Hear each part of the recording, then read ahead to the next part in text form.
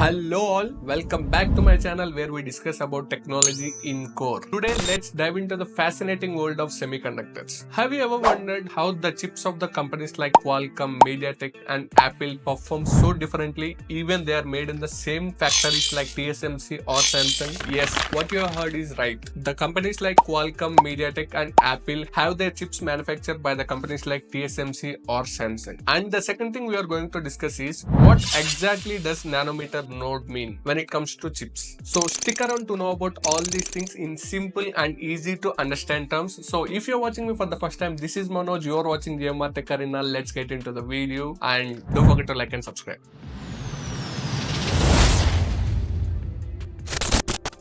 The big companies TSMC and Samsung. Let's start with two biggest names in semiconductor manufacturing, that is TSMC and Samsung. These companies are the ones who physically manufacture the chips designed by the companies like Qualcomm, MediaTek, Apple and Nvidia. You might have heard the names of all these companies in terms of mobiles and laptops. While both are giants in the industry, TSMC has a reputation for producing cooler, faster and most power efficient chips. So why TSMC constantly outperforming Samsung in terms of manufacturing quality? Well, the answer to this question lies in their manufacturing process. Why TSMC chips are better? First, TSMC's advanced nodes such as 5 nanometer or 4 nanometer are incredibly efficient. These nodes allow TSMC to pack more number of transistors into a chip, which reduces power consumption, increases the efficiency and reduces heat generation. So if you don't know about the transistor, in short we can say that transistor is the smaller and smallest part of the chip. These transistors are billions in numbers in a single chip, whereas Samsung's equivalent nodes often face power leakage, which in turn produces heat.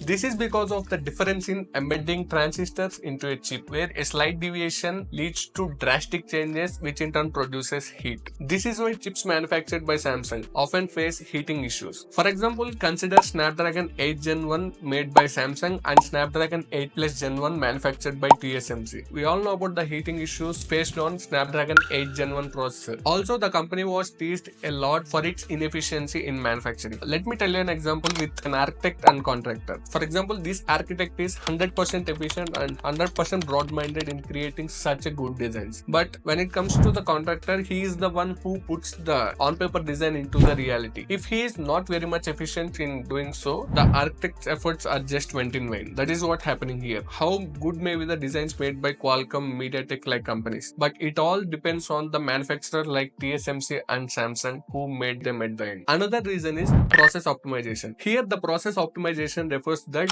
the designs made by the companies like Qualcomm, MediaTek and Apple should be incompatible with the technology available at the manufacturer's end. Like the TSMC maintains a very close relationships with its clients in such a way that it optimizes their designs with its manufacturing process and the technology it has. And according to the reports, the Samsung failed here, which is the reason behind heating issues of the chips made by the Samsung. What is a semiconductor node? Well, you might have probably heard the terms like 5 nanometer or 3 nanometer in terms of tech reviews. But what do they actually mean? In earlier days, probably in 90s, the node refers to the size of the gate in the transistor. For example, if we consider 5 nanometer, it is the size of the gate in a transistor. But nowadays, this nanometer node has become a fascinating and a marketing term which represents the transistor density and efficiency, because smaller nodes like 3 nanometers allows for more transistors to fit into the same area, making the chip more powerful and energy efficient. Challenges in shrinking nodes. But here is the catch. Shrinking nodes is absolutely challenging and expensive because it requires cutting edge tools like lithography and millions of dollars in research and development. So if you don't know about the lithography, in short, it is the process that is used to design the chips on silicon wafers. Even small imperfections in the manufacturing processes can lead to inefficiencies like heating issues. For example, Samsung's 4 nanometer node struggled with such type of issues. Do Qualcomm and MediaTek manufacture their own chips? The answer is yes. The Qualcomm and MediaTek have manufactured their chips in the past. But as I told earlier, maintaining the manufacturing unit is $1 billion work. So eventually these two companies changed it to